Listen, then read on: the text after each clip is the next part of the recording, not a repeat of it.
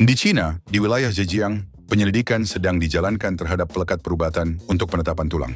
Salah satu pembangunan eksperimen ini dikenali sebagai Bone 02 dan tergolong dalam kelas biopelekat tulang. Ini bukan tentang menyembuhkan patah tulang dalam beberapa menit, tetapi mengenai penetapan awal yang cepat. Menurut kumpulan penyelidik, Bone 02 mampu mengeras dalam masa 2 hingga 3 menit, termasuk dalam persekitaran lembab dan apabila terdapat darah yang merupakan salah satu cabaran utama dalam pembedahan ortopedik. Selepas digunakan, bahan ini berfungsi sebagai jambatan sementara antara serpihan tulang. Ia mengehatkan pergerakan serpihan dan memberikan kestabilan sementara badan secara semula jadi membentuk tisu tulang baharu. Dinyatakan bahawa Bone 02 bersifat biodegradasi.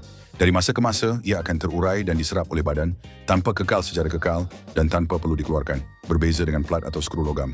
Namun begitu, dari segi kekuatan, bahan seperti ini masih lebih lemah berbanding tulang sebenar.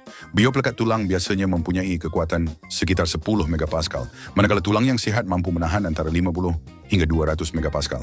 Ini bermaksud pelekat tidak boleh menggantikan tulang, terutamanya di kawasan yang menanggung beban tinggi. Selain itu, biopelekat tulang termasuk Bone 02 tidak sesuai untuk semua jenis patah tulang. Yang paling berpotensi ialah patah tulang ringkas, apabila tulang terbahagi kepada dua bahagian dan tidak menanggung beban yang besar. Dalam kes seperti ini, pelekat boleh digunakan untuk penetapan sementara dan mengurangkan pergerakan serpihan.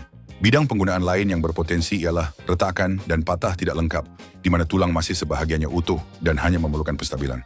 Sebaliknya, teknologi ini masih tidak berkesan untuk patah berbilang serpihan dan patah tulang yang menanggung beban, seperti tulang paha atau tulang kering, kerana kekuatan biopelekat tidak mencukupi untuk menampung berat badan.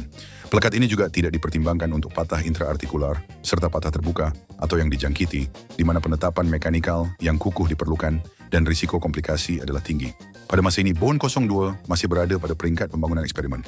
Tiada kajian klinikal yang disemak secara terbuka dan tiada kelulusan pengawal selian antarabangsa setakat ini. Oleh itu, Bone 02 bukanlah pengganti struktur logam, tetapi berpotensi menjadi alat tambahan untuk patah tulang yang ringkas dan tidak menanggung beban besar.